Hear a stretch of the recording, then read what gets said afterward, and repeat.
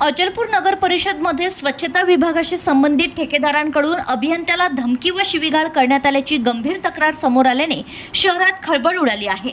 नगर परिषद अचलपूर येथील पाणीपुरवठा, जलनिस्सारण व स्वच्छता विभागाचे अभियंता रवी रामटेके यांनी नगर परिषद अध्यक्षांकडे लेखी निवेदन देत संबंधितांवर कारवाईची मागणी केली।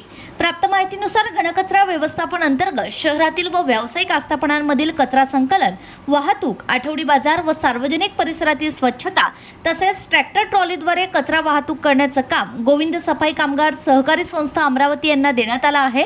मार्च 2026 महिन्याचे देयक काढण्यासाठी संबंधित संस्थेच्या वतीने रुपेश ढेपे, कुंदन यादव व विशाल काकळ यांनी वारंवार दबाव टाकल्याचा आरोप तक्रारीत करण्यात आलाय। मात्र करारातील अटी व शर्तींची पूर्तता न झाल्याने देयक प्रलंबित असल्याचं अभियंता रामटेके यांनी नमूद केलंय।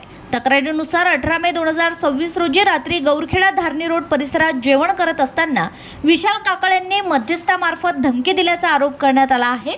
त्यानंतर नगर परिषद कार्यालयातही पुन्हा धमकी देण्यात आल्याचं निवेदनात म्हटले आहे। याचबरोबर रुपेश ढेपे, कुंदन यादव व विशाल काकळ यांनी शिवीगाळ करून उद्या देयक मिळालं नाही तर कार्यालयात येऊन तोडफोड करू तसेच लोकांना मारहाण करू अशी धमकी दिल्याचा गंभीर आरोपही करण्यात आलाय।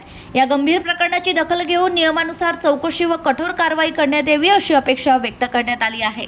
तसेच शासकीय कर्मचारी व अधिकाऱ्यांना शासनाकडून प्रदान करण्यात आलेल्या सुरक्षा तरतुदींनुसार तसेच भारतीय दंड संहितेतील संबंधित कलमांअंतर्गत दोषींवर गुन्हे दाखल करून कारवाई करण्याची मागणी करण्यात आली आहे।